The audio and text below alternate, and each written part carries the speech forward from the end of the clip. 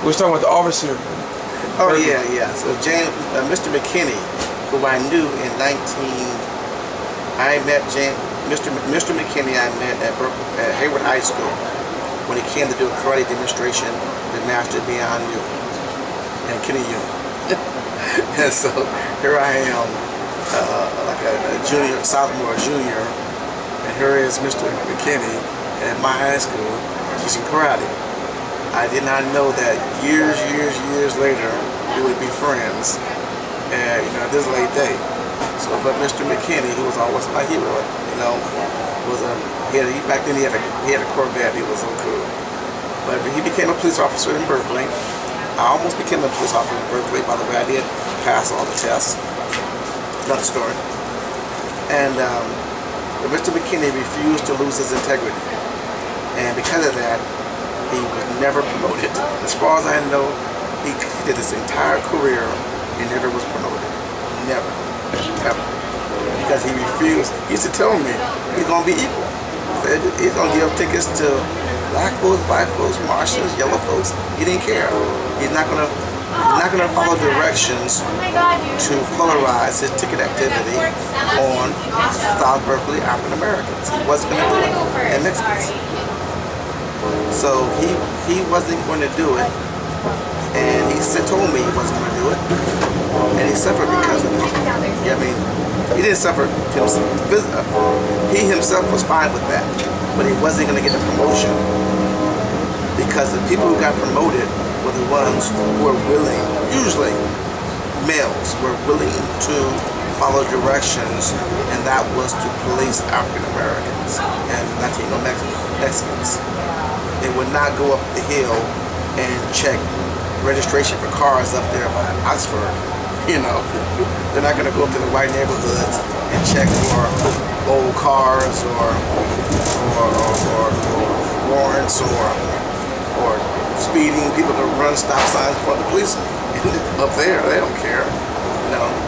So Mr. McKinney kept his integrity, and I think Officer Broussard at first went along with the program, but then started to change. He realized that he could not keep his integrity by following the direction they wanted to do. And so Officer Broussard finally retired. But he just got to the point where he was like, no, I'm not going to do that. How long was he in the force, do you know?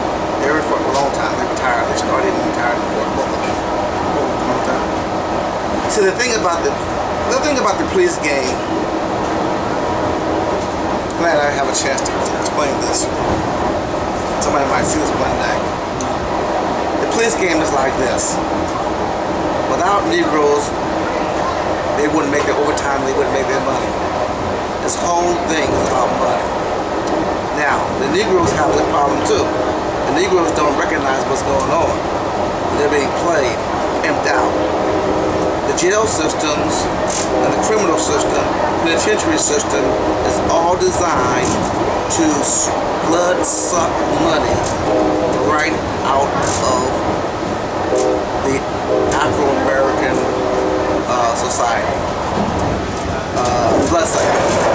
And they create their environment, situation by steering kids only towards basketball, football, and sports, and not giving them any education, and by an incredible system where the schools have, for the last 35 years in Berkeley, have had a great disparity between the education, math, science, and chemistry, the African Americans and Latino males, between the white males. They know that's been going on for 25 years. And they've been blood-sucking that money, getting grants and federal money to fix the problem, but they just suck that money out. And if they fixed it, it'd be like fixing a cold. You can never sell no more cold medicine. So they're never going to fix it. They simply keep the situation going so that they can make more money off of it. So they need dumb Negroes. I don't mean that literally, but they need Negroes to fail so they can continue to make money, continuing to fix the problem. And they need Negroes to go to jail so that all the judges and lawyers and police can continue to make their money. They're making over $100,000 a piece.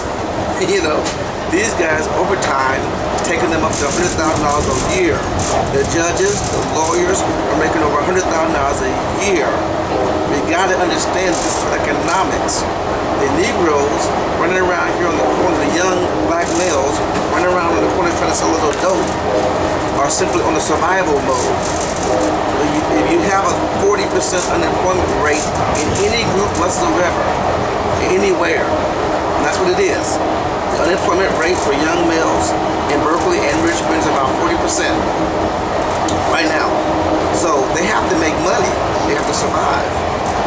So they're going to sell dope or do something else crazy, pander, whatever, steal.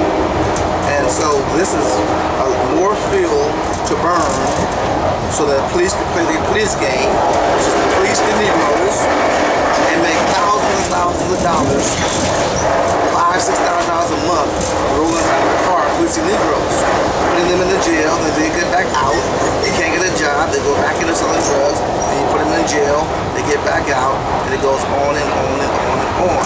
And then we keep making new Negroes by putting in the educational system and religious institutions that produce Negroes. It's like milking cows. You produce Negroes and then you milk them. It's like milking cows. I think Wesley Snipes put it perfectly in the movie Blade. He called them blood-sucking vampires. That's all that's going on. Blood-sucking vampires. We think we're getting over it. We think we don't, or rather we don't even know what's going on. Without us, they could not make those salaries. They could not go to their homes back in Black Hawk or wherever and live in the beautiful homes with fireplaces and go skiing in summer houses up in the snow. We don't get it. We create wealth for them by trying to be criminals. We buy into what they want us to do, and then they understand it enough to keep us there. They want us to do just what we're doing donuts, being petty criminals. Yeah, we don't bring any drugs in this country. They make money on the front end, they make money on the back end. I cannot remember when a white or Jewish person has been arrested for bringing drugs in this country in the last 15 years. There was one time when a Japanese guy, an Asian, and a white FBI agent was indicted for bringing drugs in the country in the Bay Area, and that went away. There was an assistant DA, Asian guy, and an FBI agent got caught bringing in drugs in the Oakland airport. That went away. So that's the last month. Other than that, all we got is a bunch of Negroes on the corners going in and out of jail.